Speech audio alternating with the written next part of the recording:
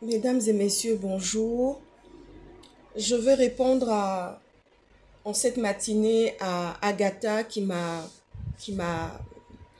qui est venue en inbox pour me parler de la question de l'addiction justement que j'ai soulevée dans ma vidéo, euh, au message, enfin, de ma vidéo concernant l'addiction et que j'adressais comme message à Monsieur Guilain Guinzé. Alors Agatha, je vais vous répondre. Vous savez, euh, nous avons perdu en France, puisque je suis franco-gabonaise, nous avons perdu un économiste des temps modernes qui n'a pas pu concourir et qui nous faisait rêver, qui me faisait rêver. C'est Dominique Strauss-Kahn. Dominique Strauss-Kahn, c'est un économiste des temps modernes qui m'a fait rêver et qui a fait rêver la classe politique française. Et il y en avait pas, il y en a vraiment jusqu'à aujourd'hui, il n'y en a pas un qui a l'expertise de Dominique Strauss-Kahn. Vous voyez ce que je veux dire? Et c'est un homme qui m'a fait pleurer. C'est un homme qui m'a fait pleurer quand il s'est retrouvé à New York, devant le tribunal, devant les juges américains, pour une addiction au sexe. Pour quelque chose qui s'est passé dans une chambre d'hôtel où il était à demeure avec une femme de ménage. Vous voyez ce que je veux dire? Et je vous assure que j'en ai pleuré. J'ai pleuré. J'ai énormément pleuré de cette situation de Dominique Strauss-Kahn. Vous voyez ce que je veux dire? Je ne veux pas rentrer ici dans d'autres problématiques, dans d'autres questions, mais la question du sexe, l'addiction au sexe détruit énormément. Voyez-vous? C'est-à-dire que quand M. Guilain Guinzé est venu parler Vous savez, Dieu parle à qui il veut. Moi, je suis croyante. Les autres ont leur croyance et je respecte la croyance des autres. Mais nous sommes dans une société où il y a des normes. Vous voyez ce que je veux dire, non? Nous vivons dans une société où il y a des normes. Des normes doivent être respectées. Vous voyez ce que je veux dire? Et je vous assure que je m'en suis jamais remise. J'ai pleuré toutes les larmes de mon corps parce que j'avais soutenu la candidature de Dominique Strauss-Kahn. Et cet homme a tout perdu à cause de son addiction au sexe. Est-ce que vous voyez ce que je veux dire? Un économiste des temps modernes que jusqu'à aujourd'hui nous n'avons plus vu en France, que nous n'avons plus jamais connu en France, ni en Occident de ce jour. Vous voyez ce que je veux dire? C'est quelqu'un qui avait vraiment une intelligence, une grâce, une bénédiction inouïe en matière intellectuelle et sur le plan économique, en tant qu'économiste, pardon. Donc Agatha, je vous réponds, c'est vraiment un fléau qu'il va falloir éradiquer au Gabon. Et il faut consulter. Malheureusement, dans nos pays africains, il n'y a pas justement de structure pour pouvoir aller consulter. Parce que le problème, c'est que certains sont dans le déni. Certains sont dans le déni. Certains sont dans le déni. Vous voyez ce que je veux dire, non? Certains sont dans le déni. Je ne veux pas parler de certaines personnes parce que mon regard très affûté. Vous savez, le Trocadéro, ceux qui menaient combat, c'est-à-dire que ceux qui ont mené, ceux qui ont mené combat dans la première partie du combat pour la libération du Gabon, la résistance a failli se perdre à cause de cette problématique du sexe. Il y avait beaucoup de choses qui se passaient au Trocadéro. Il y a eu beaucoup de choses. La preuve en est qu'il y a eu mort d'homme. Maître Méré, ce n'est pas pour dire que Maître Méré a perdu la vie pour une affaire de sexe. Mais Maître Méré a perdu la vie. Parce qu'il y a eu non seulement de l'imprudence, il y a eu beaucoup d'imprudence. Pendant que les gens venaient au Trocadéro, d'autres avaient déjà ce côté assassin. Certains venaient pour en découdre, d'autres venaient pour chercher des épouses, d'autres venaient pour la luxure, d'autres venaient pour la débauche, alors qu'on était dans un combat politique. Vous voyez ce que je veux dire? On était dans un combat politique. Les gens venaient normalement, dans la norme, les gens devaient venir pour un combat politique et non pour venir faire de la drague, et non pour venir faire de la luxure, et non pour venir faire de la débauche, et non pour venir raconter sa vie. C'est là où le combat a failli s'éteindre. Vous savez, quand on va au combat, il y a toujours des gens qui vous observent. Quand on monte dans un combat, il y a toujours des gens qui vous observent. Il y a toujours des gens qui sont là pour vous observer et voir comment les choses se passent. Alors, tout ce qui se passait au Trocadéro, on avait tellement d'informations, on avait tellement de choses qu'on entendait, qui remontaient par rapport à ce Trocadéro-là. Vous voyez ce que je veux dire? Il y a eu certains qui ont commis de l'imprudence, d'autres ont trouvé des épouses, d'autres venaient là parce qu'ils ils étaient des hommes seuls chez eux, ils en avaient marre de la solitude. Alors, ils se sont dit, tiens, je vais aller passer du temps au Trocadéro. Dans la première vague, hein, je vais aller passer du temps au Trocadéro. Je vais voir si je ne peux pas me trouver une bonne femme là-bas. Si je ne peux pas créer mon foyer, trouver une bonne femme pour pouvoir créer mon foyer là-bas. Vous voyez ce que je veux dire, non? Donc, tout ça, ce sont des choses, de la luxure, de la débauche. Et justement, ce mouvement a failli s'éteindre à cause de beaucoup de comportements. Il y a eu des gens qui venaient, qui avaient déjà, comment dire ça, qui avaient un esprit de commérage. Des gens venaient et aujourd'hui, on voit un peu ce qui se passe. On voit qu'il y a des choses qui éclatent, qui explosent. Notamment, maman Suzanne Barat est aux prises aujourd'hui avec Colette Rebouka. Vous voyez ce que je veux dire, non? Mais ça, moi, je l'avais déjà vu. Moi, j'avais déjà vu ça. Je dis, ça ne va pas durer. Parce que Suzanne Barat, quand on la regarde, ce n'est pas une femme qui fait des commérages. Ce n'est pas une femme qui fait des commérages. Mais elle a eu le cœur, elle avait le cœur d'une sœur, d'une compatriote qui était aux côtés d'une grande sœur pour la soutenir. Mais le problème, c'est que l'autre ne comprenait pas ça dans ce sens-là. Elle avait ce côté, cet esprit de vouloir dominer, cet esprit de vouloir dominer, créer des foyers de tension et de problèmes. Je parle aujourd'hui de ce qui s'est passé un tout petit peu que moi j'ai vu. J'avais vu tout de suite, j'ai dit non, cette relation ne va pas durer. La relation maman Suzanne Barat et Colette Rebouka, ça ne va pas durer. Vous voyez ce que je veux dire, non? On savait qu'il y avait, beaucoup de gens le savaient et tout le monde le disait, ça se disait oh, ça remontait, on savait que voilà. Mais comme il fallait se débarrasser d'un tyran qui était Ali Bongo, justement, eh bien c'est ça qui a fait que les gens sont restés, maman Suzanne Barat est restée accrochée au radeau, au bateau, au rocher pour tenir bon. Parce que quand on regarde Madame Colette Rebouka, ce n'est pas une femme facile. Ce n'est pas une sinécure. Qu'elle vienne me répondre. Moi, je suis en train de parler de manière intellectuelle. Je suis en train de parler avec mon regard affûté de ce que j'ai vu et de ce que d'autres personnes aussi ont vu. Parce qu'on avait des informations qui remontaient à chaque fois. On avait des informations qui remontaient à chaque fois. Et cette résistance-là a failli disparaître, a failli se disloquer à cause de tous ces petits foyers de tension, d'animosité, de querelles, de division qui étaient déjà là, qui se voyaient déjà, et on savait qu'à un moment donné, après tout cela, ça allait exploser.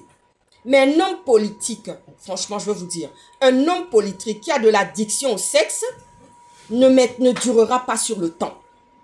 Parce que c'est une faille, c'est une faiblesse. Vous voyez ce que je veux dire, non? C'est une faille et une faiblesse. Et c'est ce qui s'est passé pour Dominique Strauss-Kahn. Il n'a pas pu candidater, il n'a pas pu faire sa candidature, ni seulement la poser, ni seulement candidater, parce que tout simplement, tous ceux qui le regardaient autour savaient qu'il avait cette faiblesse-là. Les gens avaient tiré plusieurs fois des sonnettes d'alarme. Nous savions, je suis socialiste. Je suis socialiste, je vous le dis. Je suis socialiste. Et tout le monde savait ce qui se passait dans les couloirs. Tout le monde tirait la sonnette d'alarme. Et vous avez vu le nombre de femmes qui sont sorties pour venir témoigner pendant que Dominique Strauss-Kahn avait été mise en accusation à New York, hein, par rapport à la femme de ménage guinéenne. Vous voyez ce qui s'est passé, non? Alors, je donne encore des avertissements. Il faudra éradiquer ça. Un homme qui est addict au sexe, qui ne se contente, M. Dominique Strauss-Kahn avait une très belle femme. Anne Sinclair, une journaliste de talent, mais vraiment d'une renommée. C'est une grande pointure, ça. Une journaliste politique, comme l'était mon papa, journaliste politique.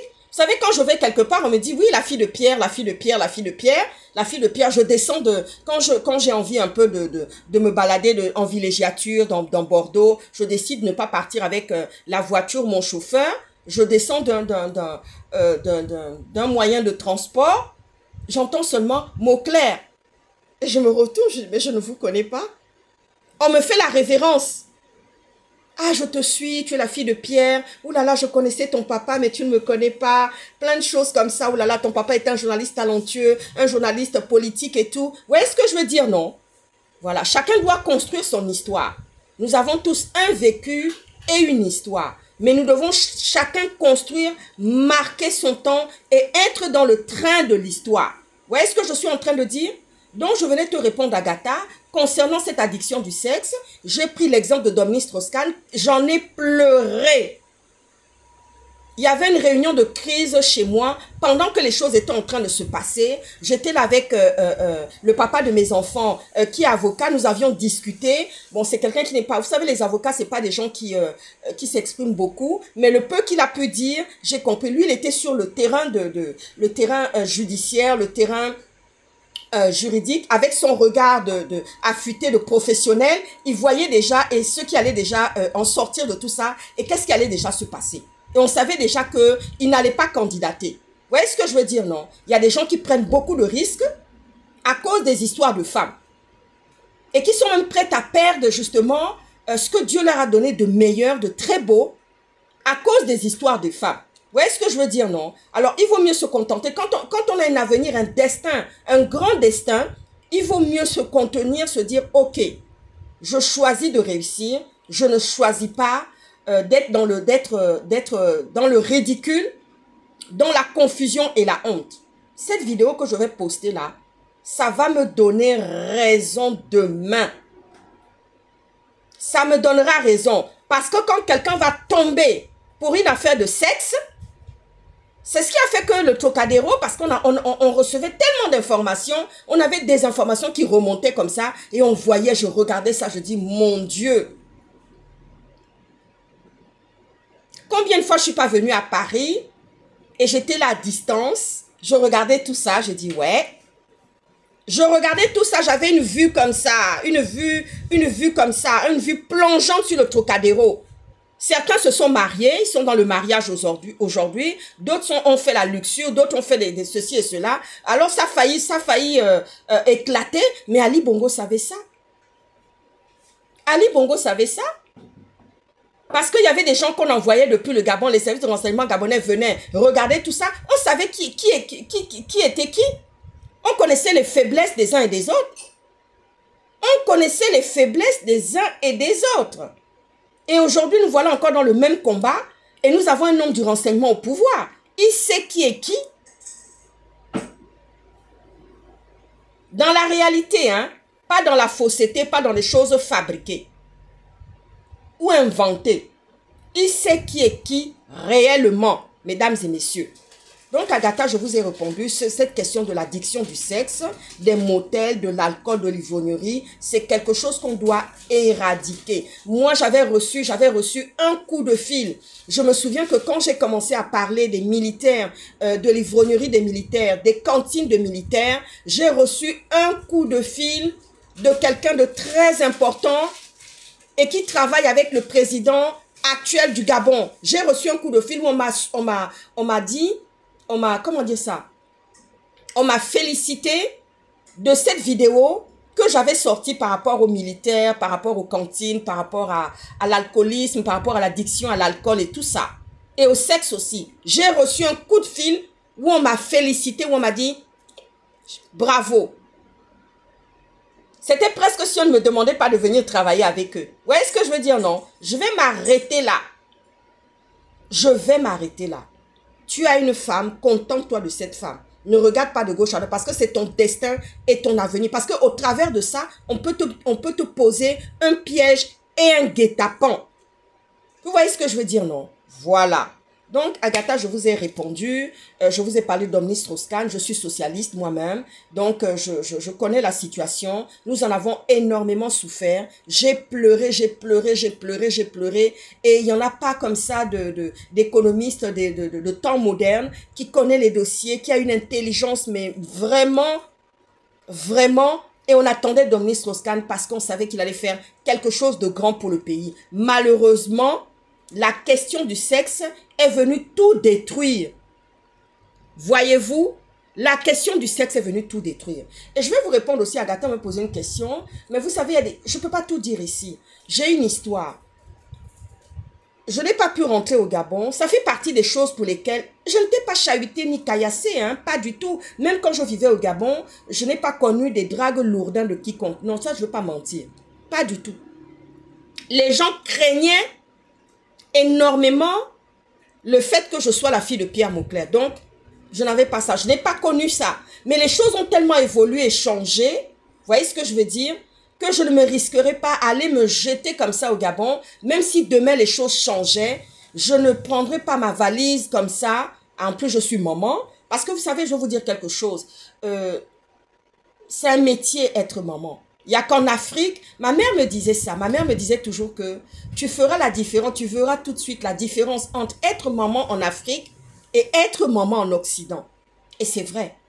Vous entendez, oulala. D'ailleurs, dans notre métier, on dit, oulala, elle est maman. Quand on doit sauver une maman, quand on doit sortir une maman d'un mauvais pas sur le plan de la santé, on regarde tout de suite à son entourage. On fait tout de suite l'entourage, on regarde l'entourage et quand on sait qu'elle est maman, on en parle. Oui, elle est maman, oulala, elle a tant d'enfants, oulala, là, là, là, là. Vous voyez ce que je veux dire?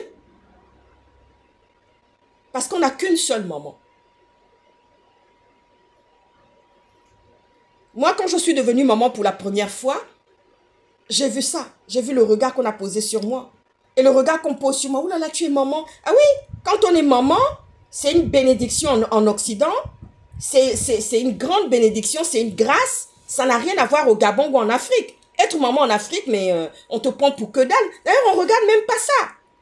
Si quelqu'un a envie de te ôter la vie, ou un mari qui est jaloux, qui est prêt à passer à faire du féminicide, mais ça ne va pas le déranger, hein. Si quelqu'un a envie de te sacrifier, ça ne va pas le déranger du fait que tu es maman. Mais ici, oulala, là, là, elle est maman.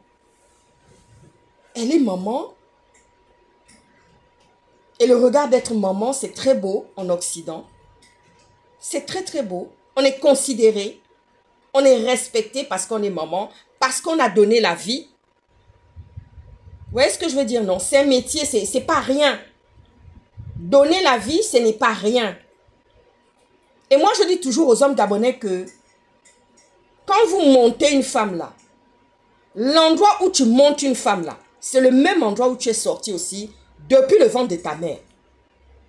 L'appareil sur lequel tu montes là, quand tu montes sur une femme là, c'est le même appareil génital par lequel ta maman t'a sorti aussi quelque part. Vous voyez ce que je veux dire, non? Donc, il ne sert à rien de jouer à ce petit jeu. Je sais que la nouvelle génération ne viendra pas avec toutes ces difficultés-là. Il y aura un renouvellement, il y aura quelque chose qui va se passer parce que nous en avons marre de tout ça. Les temps ont changé aujourd'hui. Moi, belle femme comme je suis, intelligente comme je suis, même dans les réseaux sociaux, quand je viens là dans les réseaux sociaux, il y a des gens qui viennent, oulala, qui draguent, qui courtisent. Je leur réponds avec gentillesse et délicatesse pour dire, voilà. Vous avez compris ce que je veux dire? C'est tout à fait ça. Je n'irai jamais m'installer dans un couple dans la polygamie. Jamais. Jamais. Jamais. Jamais j'irai m'installer dans un couple où on va me dire tu es la deuxième épouse, tu es la deuxième femme. Non, ça c'est vraiment me réduire à rien. Vous voyez ce que je veux dire, non? Je n'irai pas, quel que soit, parce que je me dis, mais qu'est-ce qui peut faire que, comme avait dit un jour Jonas Moulenda d'ailleurs, j'étais en train d'écouter, j'étais en voiture, et souvent, bon, les lives arrivent au moment où on est en train de rentrer, on finit notre journée, parfois à 20h, 21h, et à ce moment-là, le live, il lance son live, et il avait dit comme ça, et ça m'a beaucoup touché. J'ai gardé, c'est l'un des lives que j'ai gardé, j'ai sauvegardé. Il avait dit comme ça, une femme qui a travaillé l'argent, qui connaît la valeur de l'argent, on ne peut pas la débaucher comme ça. Et je me souviens du coup de fil que j'avais reçu. Une femme qui a travaillé l'argent, qui connaît la valeur de l'argent, on ne peut pas la débaucher comme ça. Vous voyez ce que je veux dire, non? Ça, j'ai gardé ce live-là. Il y en a tant d'autres, tout est bien. Hein, mais celui-là, ça m'a touché personnellement. Voilà, donc Agatha, je vous ai répondu sur la question du sexe. C'est vraiment un fléau et beaucoup de personnes d'ailleurs ne voient pas le danger maintenant.